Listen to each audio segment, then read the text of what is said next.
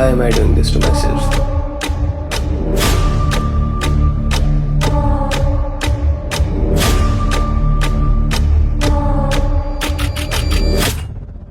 In this video, we'll try to complete DSA for our placement prep in 21 days. But why are we doing this? As Elon Musk said, एक काम को जितना भी time दोगे वो उतना ही time occupy कर लेगा. तो हमने सोचा why not? इससे ज़्यादा अच्छा तरीका नहीं हो सकता अपनी प्रोग्रेस को फास्ट फॉरवर्ड करने का. So here's how we are planning to do this. So the thing is, we have 3 major topics and 2 minor ones with 2 different approaches. Hence the plan is going to be different for each of them. So the major topics we'll be covering are trees, graphs, and dynamic programming, and the minor ones are linked list and hashing. We'll be giving starting 3 days to minor topics and rest of the 18 days to major topics for both of the approaches.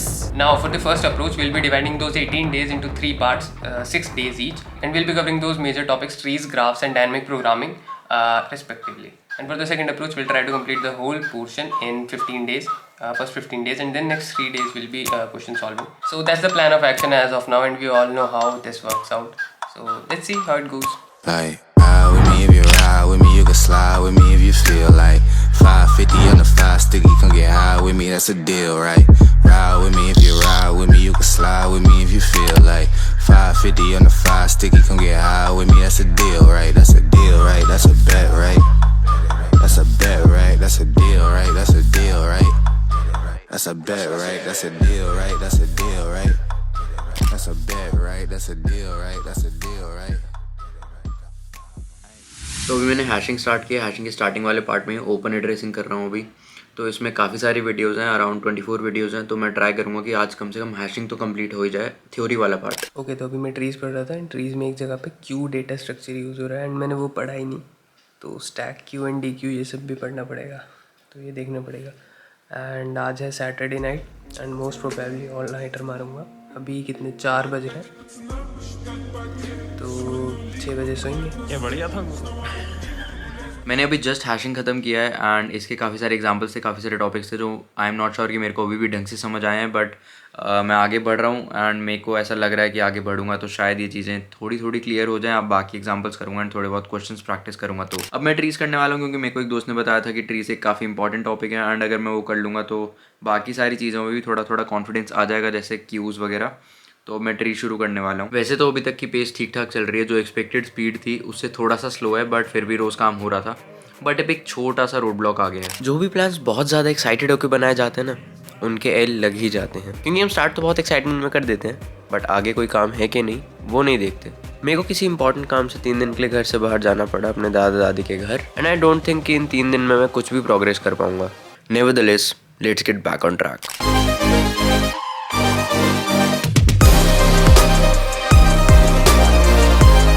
एक second, charger कहाँ है?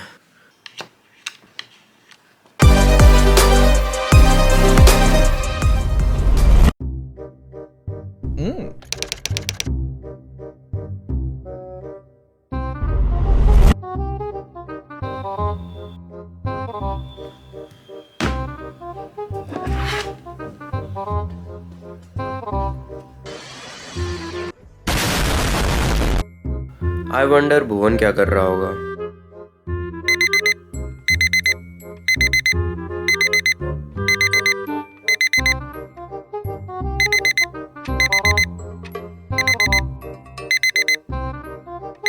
Lol, I really thought I'd wake up after watching this.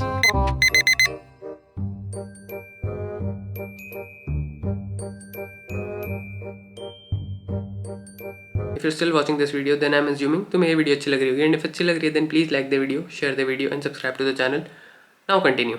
So जब हमने ये challenge start किया था तो तब तो नहीं हो रहे थे questions obviously, but after a period of time होने लगे. लाइक मतलब पहले एक भी क्वेश्चन नहीं होता था, एक होता था मुश्किल से. अभी 10 में से 4 या 5 क्वेश्चन हो जाते हैं. सो मैं इसे एक ह्यूज सक्सेस कंसिडर करूँगा, बिकॉज 4 से 5 क्वेश्चन होना is a huge thing. Not a huge thing but a good thing. But the only problem is if you take a gap of a day और 2 then you will probably forget everything. मतलब जो भी तुमने वो question में करा है तो वो सब तुम भूल जाओगे एंड तुम्हें वापस पढ़ना पड़ेगा मोस्टली. तो इसलिए notes banana, I think notes ने काफ़ी हेल्प करी है मुझे, क्योंकि जब भी कुछ प्रॉब्लम होती है मैं सिर्फ नोट्स रेफर कर लेता हूँ और मुझे वापस जाके वो पूरा वीडियो नहीं देखना होता. So yes, that helps notes banana.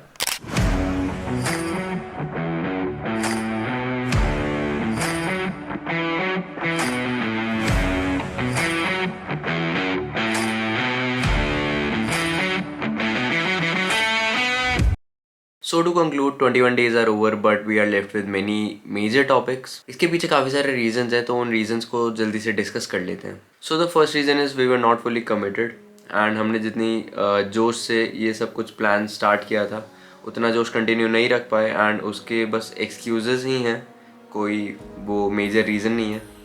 And पहला एक्सक्यूज़ ये है कि यार कॉलेज शुरू हो गया था एंड हमने बिल्कुल भी दिमाग से निकल गई थी ये चीज़ कि जब हम 21 डे चैलेंज करेंगे तो उसके बीच में कॉलेज खुल जाएगा एंड क्लासेस शुरू हो जाएंगी. And second reason for me is कि मेरे को बाहर जाना पड़ गया था, दैट यू सॉ, एंड उससे काफ़ी ज़्यादा सारा फ्लो डिस्टर्ब हो गया था. ऐसे मैं बेसिकली 3 दिन के लिए गया था बट उससे पूरे फ्लो बहुत ज़्यादा डिस्टर्ब हो गया था एंड कंटिन्यू नहीं कर पाया मैं उसकी वजह से. मतलब आगे बहुत ऐसे डिस्टर्ब सा रहा एंड मतलब वो जो होती है ना जिस एनर्जी से स्टार्ट किया था वो पीछे ही रह गई. बस आगे ऐसे था कि हाँ अब मेरे को 21 डेज़ पूरे करने हैं तो कर लेता हूँ.